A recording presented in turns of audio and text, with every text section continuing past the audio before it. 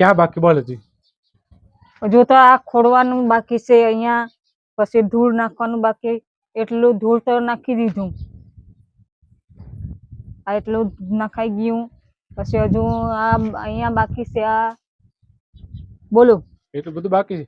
તો બાકી જ હોય ને. મારો એક એવો વિચાર છે, એટલાક પર આપણે સોંપી દે ને એક લાકડું બાંધી દે અહીંયા અને ઉપર ચડાવી દે ધાબા ઉપર. ધાબા પર?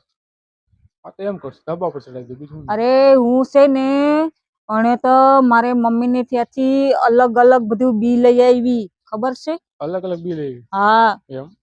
અલગ અલગ એટલે મારે કાકી લોકો આપી અલગ બી, પછી મારે મમ્મી લોકોને ત્યાંથી લઈ આવી અલગ, પછી મારે માસી ને ત્યાંથી લઈ આવી.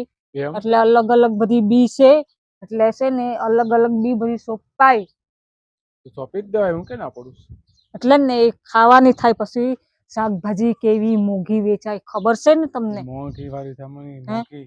અરે એક દીના હું આપણે શાકભાજી થાય ને તો 100-200 રૂપિયા બચી જાય. હમણાં મોંઘવારી કેટલી છે, મોંઘવારી તમને નથી ખબર? હારું એમ કરજે. એટલે આપણે સોંપી જ દેવું છે.